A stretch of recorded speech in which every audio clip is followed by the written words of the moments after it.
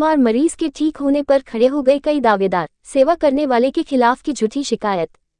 मामला नागदा में रहने वाले वर्रा परिवार का है, जहां पर एक बुजुर्ग पिछले कई वर्ष पूर्व लकवाग्रस्त हो गया था, जिसकी देखभाल स्वयं पुत्र ने नहीं की। परंतु काका की यह स्थिति देखकर भतीजे एवं अन्य परिवारजनों का मन पसीजा और बुजुर्ग मरीज की सेवा में लग गए और लाखों रुपए खर्च भी किया, जब जाकर बुजुर्ग मरीज वर्तमान स्थिति में थोड़ा सा स्वस्थ हुआ है। परंतु जैसे ही उसके पुत्र को पैतृक संपत्ति के बारे में पता चला, जब से पुत्र के द्वारा बुजुर्ग मरीज को अपने पास ले जाकर रखना व समाज में सेवा करने का दावा किया जा रहा था, राहुल के खिलाफ स्वयं उसकी 2 सगी बहनें खड़ी हो गई है और वह लगातार राहुल के खिलाफ पिता की देखभाल नहीं करना एवं संपत्ति को हथियाने का आरोप भी लग रही है, जिसकी शिकायत कई बार नागदा पुलिस एवं वरिष्ठ अधिकारियों को की जा चुकी है। परंतु राहुल का एक मित्र जो कि पुलिस में है और सभी अधिकारियों का खास है, जिसके कारण इन दोनों बहनों के साथ साथ अन्य परिवार के लोगों की फरियाद भी वरिष्ठ अधिकारियों के द्वारा सुन नहीं जा रही है। फिलहाल बुजुर्ग मरीज कुछ भी बोलने की स्थिति में नहीं है, जिसका फायदा उठाकर संपत्ति को हथियाना का कार्य किया जा रहा है। इलाज एवं सेवा किए गए परिजनों का ये भी कहना है कि राहुल इस पुलिस कर्मचारी के साथ मिलकर उल्टा ही सेवा करने वाले परिवारजनों के खिलाफ झूठी शिकायत कर परेशान करता है। क्या लगातार परिवारजनों एवं स्वयं की सगी बहनों के द्वारा शिकायत करने के बाद भी पुलिस द्वारा संरक्षण देना उचित है? क्या हम हमारे समाचार के माध्यम से अपील करते हैं कि पुलिस विभाग के वरिष्ठ अधिकारियों को इस विषय पर संज्ञान लेना चाहिए और निष्पक्ष कार्रवाई कर सभी को उचित न्याय दिलवाना चाहिए। हम हमारे समाचार के माध्यम से किसी पर आरोप प्रत्यारोप नहीं लग रहे हैं, परंतु निष्पक्ष कार्रवाई की मांग जरूर कर रहे हैं। नागदा से संपादक राजू गुप्ता की खास रिपोर्ट।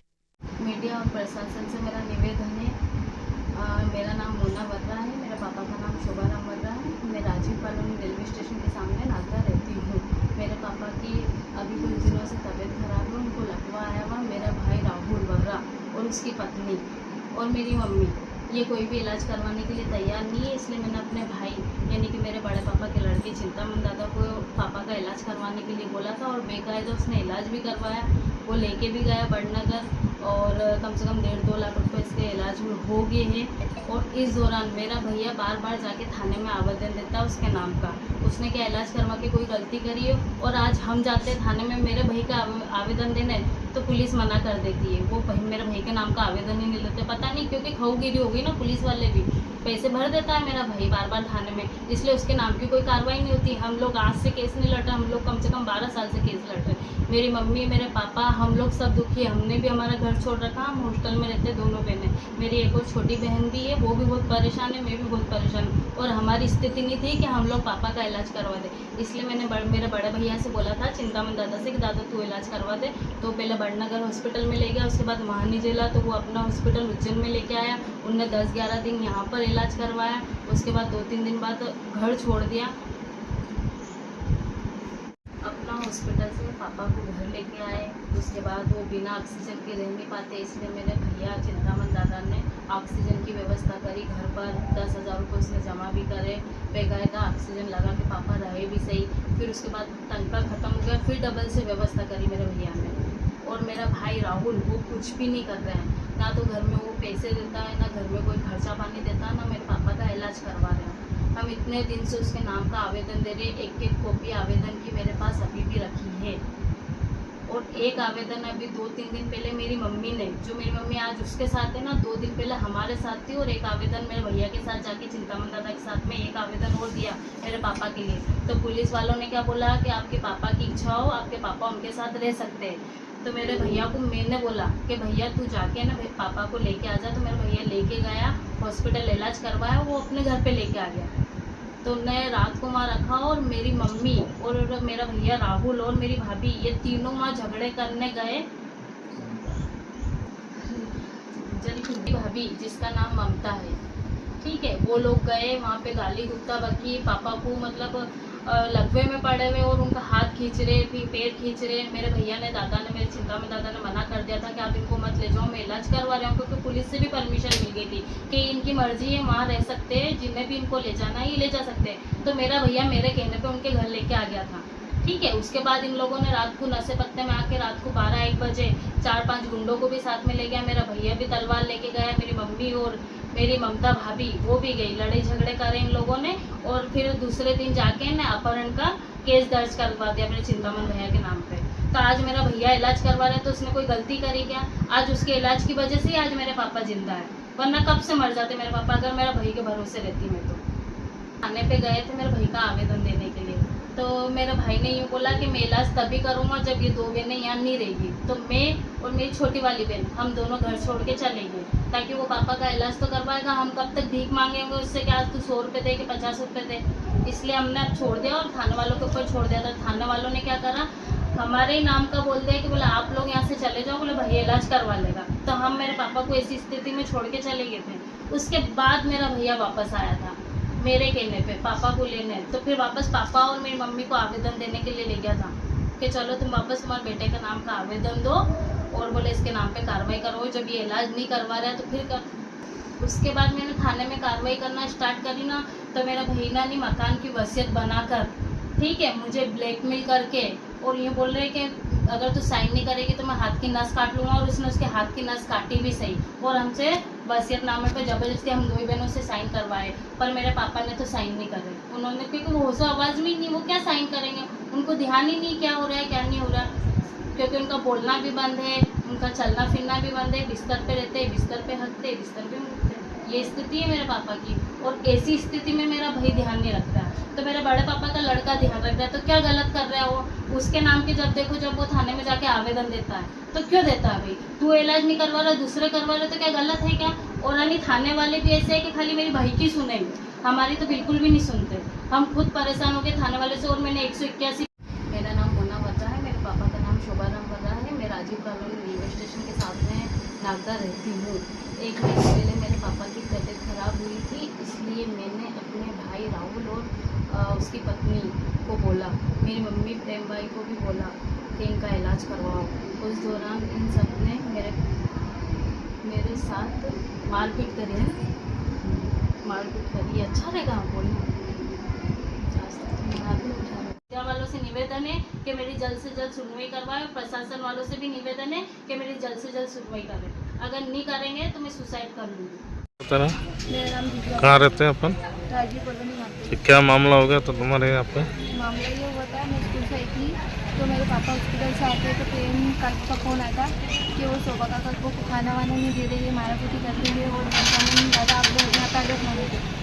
मेरे पापा अकेले नहीं गए थे, मेरे पापा को चक्कर आए थे तो मैं मेरे पापा के साथ गई थी और इन्होंने मेरे को आवेदन दिया था कि चिंतावन दादा हमारे साथ थे और राहुल के खिलाफ हमें, और ये ना शोभा काका को खाना पीना नहीं करे, दवाई को जो इलाज नहीं करा रही है। तो मेरे पापा ने इनको आवेदन में पैसे भी दिए थे, इन्होंने आवेदन दिखवाया था पापा से और अंगूठा लगाया था कि हम चिंतावन दादा के साथ थे। और आज ये रविवार वाले दिन रात को 1:30 बजे आए थे पुलिस वाले और पापा को लेके गए हैं और बोला कि अपहरण करा मेरे पापा ने, जबकि पापा ने आवेदन जो दिया था उसी आधार पर पापा इनको घर लेके आए थे और ये आगे मारापीटी करने लग गए थे हमारे साथ। इनकी मिसेस और प्रेम भाई हम बच्चों को पकड़ के मारने लग गई और मेरे पापा को 3 लेवल पुलिस आ गई और मेरे को अनशन बनने लग गया और मेरे पापा को बनने लग गया कि हम तेरे को मार सकते हो, कभी भी करा सकते हो। और हमारी फोकट में हमने इनकी वीडियो भी है, हमारे पास सब प्रूफ है और रिकॉर्डिंग भी है कि मेरे पापा के पास किसके फ़ोन आए थे। और इनकी बहन है मोना, दीपा, ये सब मेरे पापा को फ़ोन लगाती है। मेरे पापा कल ड्यूटी थे, फ़ोन लगा के इन्हें बुलाया था तो मेरे पापा थाने पे गए थे, फिर लेकर ही मेरे पापा इनको घर लेकर आए थे। और इन्हें दिन में कुछ नहीं करा, इनने रात में रिपोर्ट डाली थी, पापा झूठी रिपोर्ट डाली थी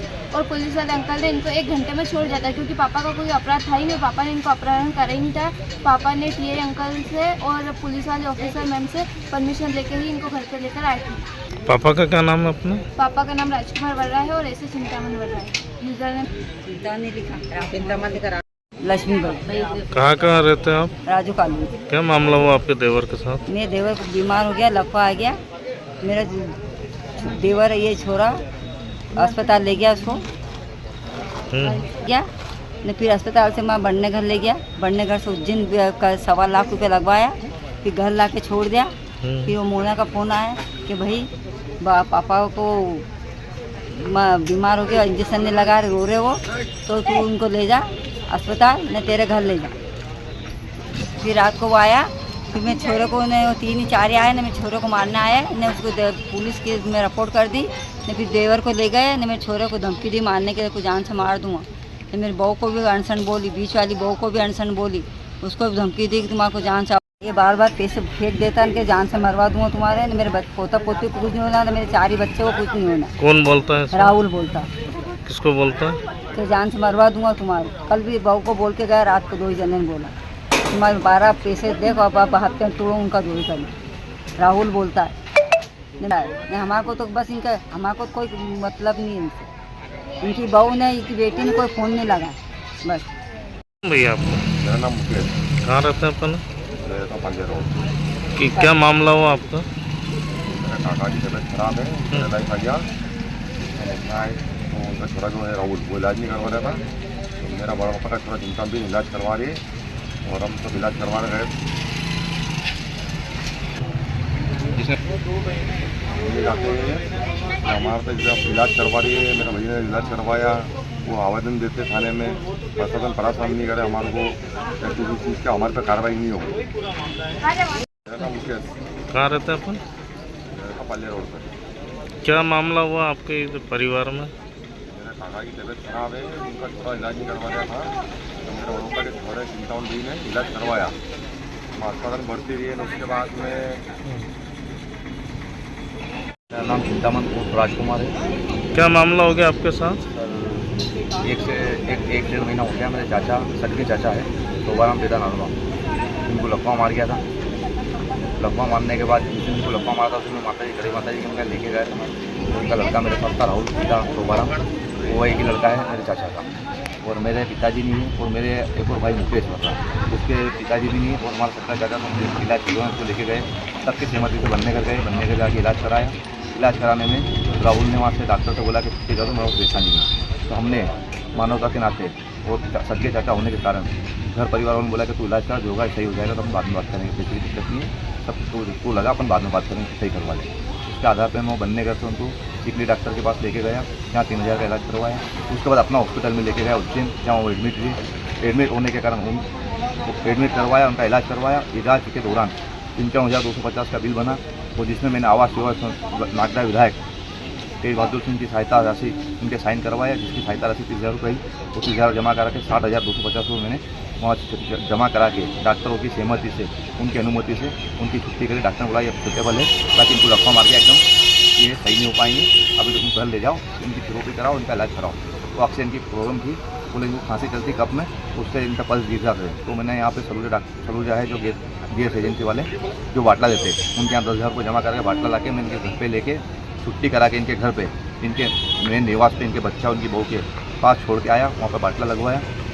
3 दिन ये सही दिए। 3 दिन बाद राहुल और राहुल की मिसेस ने ये आवेदन दिया है कि मुकेश वर्रा, कालू और माली और चिंतान माली हमारे घर आते और हमारे साथ गाली गलौज करते, रात को दारू पीते, जबकि हमारा ऐसा कुछ हुआ नहीं। उसका जवाब में मैंने और मुकेश वर्रा और कालू वर्रा और चिंतान माली, हम तीनों भाई ने एक आवेदन दिया, जिसको अधिकारी ने मान्य करा। उनको सारे बिल बताए, सारे कागज़ बताए। उन्होंने बोला आप वहाँ मत जाना, जिसमें शुक्ला मैडम थाना नागदा थाना की शुक्ला मैडम है, जिसका फ़ोन आया मेरे पास कि अब तुम उनके घर मत जाना, मुहर्रम चल रहे हैं, कोई वाद विवाद मत करना बेटा, तुम मेरे पास आ जाना। फिर मैं गया, फिर हमने आवेदन दिया, उस आवेदन की सुनवाई हमारी करी उन्होंने, और वो आवेदन खत्म करके बोले कि अब तुम उनके घर मत जाना। उसके बाद 3 दिन पश्चात मेरी बहन, मतलब मेरे चाचा की लड़की मोना और दीपा ने राहुल के खिलाफ आवेदन दिया। उनने उनके साथ मारपीट करी और अपने लच्छू वकील को बुला के वसीयतनामा लिखा रहा था, जिसके साइन मेरे काका और मेरी काकी ने नहीं करे और दोनों बहनों ने नहीं करे। तो उनके साथ मारपीट थे, तो उनने आवेदन दिया थाने पे। आवेदन देने के बाद पश्चात थाने पे ये पता नहीं क्या करता है, किससे क्या है, या नेता है या प्रशासन का आदमी है, किसकी सुनते हैं, हमारी नहीं सुनते। उसका आवेदन देने के बाद फिर वापस 181 में मेरी बहन मोना वर्रा, पिता शोभाराम वर्रा ने कार्रवाई करी। उस कार्रवाई के दौरान फिर थाना से फ़ोन आया, उनको बुलाया गया। CSP के कार्यालय पे भी आवेदन दे चुके हैं और थाने पे भी दे चुके हैं, उसकी काफ़ी मेरे पास में सारी है। उसके बाद इसको बुला के समझाया गया कि भैया तू तेरे बाप को बर, तो उन्होंने बोला कि दोनों बेटे को बोल दो कि चल जाए साहब, मैं मेरे बाप को बोल लूँगा, इलाज भी कराऊंगा। उस समझौते के साक्ष्य रखते हुए दोनों बच्ची चलेगी उनका इलाज के लिए। 1 दिन ये खाली यहाँ से लेके गया नहीं गया मालिक जाने। उसके बाद 2 दिन 3 दिन पश्चात फिर इसने इसकी माँ के साथ उसके बाप साथ फिर वसीयतनामे की बात को लेकर विवाद करा, जिसका आवेदन प्रेम बाई ने खुद नागदा थाने में दिया। और नागदा थाने में जिस दिन प्रेम बाई इसको लेके गई मेरे चाचा को शोभाराम को, उस दिन नागदा थाने से प्रेम काकी का और मेरी बहन मोना का मेरे पास फ़ोन आया था, जिसने मैं सुहास कहा था, मैं बॉर्डर चढ़ा के घर आया था। उसने मेरे को बुलाया तो थाने वाले ने बोला क्यों भाई क्या है, तो मैंने तेज हिसाब से मैडम से निवेदन करा, अपने योग्यता मैडम से, और तेज हिसाब से निवेदन करा कि साहब ऐसी बात है। तो उनने मेरे से बोले कि एक काम कर, ये जो मरीज़ है इसकी जिसकी इच्छा अनुसार जिसके साथ रहना चाहता है वो उसको रखे, उसका इलाज करा और देख रेख करना। तो मैंने मौखिक आदेश पे का पालन नहीं करा और मैंने लिखित में ये आवेदन दिया। और कल की घटना है, कल 2 बजे मैं ड्यूटी करके आया, मॉर्निंग में मैं सिक्योरिटी गार्ड में नौकरी करता हूँ केमिकल डिवीजन के अंदर। मैंने ड्यूटी करके आया, मैं आवेदन बनवाया, आवेदन देके फिर थाने पे गया। थाने से फिर मैंने योग्यता मैडम को सारी चीज़ बताई। तो उन्होंने बोला बेटा तेरे को बोलता है तू इलाज करता है, चाचा को ले जा, ये इलाज नहीं करा रहा। तो मेरे पास मेरी बहन मोना का फ़ोन आया कि 2 दिन से पापा कुछ खा पी नहीं रहे, ये पैसे नहीं दे रहा भैया, तो तुमको वहाँ से घर से लेके आ। तो मैंने पहले आवेदन टाइप करा, थाने पे दिया, योग्यता मैडम को ये आवेदन दिया। और उसके बाद योग्यता मैडम ने बोला कि चाचा को लेकर घर जाओ, उनको खिला उनका इलाज करा, और उनके साइंस में है। उसके आदेश के पालन को रखते हुए फिर मैं घर गया, ऑटो करी, ऑटो से मेरे चाचा को घर पर बिठा के मैं मेरे घर लाया, उनको नहलाया धुलाया, उनको खाना पीना खिलाया, और वो खूब रोए। उसके बाद मेरे कुछ 3 रिश्तेदार आए थे, एक ताल से, एक मेहतपुर से, जो एक मेरा साड़ू है, एक साला है और एक भाई है। ताल से 2 जने आए थे, एक मेहतपुर से आए थे। उन्होंने खबर ली, उन्होंने बोला ठीक है तुम सेवा कर रहे हो, भगवान तुम्हारे को और देगा, तो उनकी देख रेख कर, उनको मरने मत। और ये जीते इंसान को मारना चाहते हैं साहब, और ये वचन लिखना चाह रहे हैं। रात दिन लक्ष्य वकील का भी वीडियो मेरे पास में है, जब थाने पे आया था इसकी मम्मी का वीडियो मेरे पास है, जो आवेदन मैंने दिया उसका वीडियो मेरे पास है, और सारी बच्चों की, इनकी जितने भी बच्चे हैं, शोभाराम पिता नागराम के, राहुल की जितनी बहनें हैं सबकी, और उसकी माँ की सारी रिकॉर्डिंग मेरे पास फ़ोन में है। और कल रात को मेरे को 1:30 बजे फ़ोन आया थाने से कि शोभाराम को इसके घर छोड़ दो।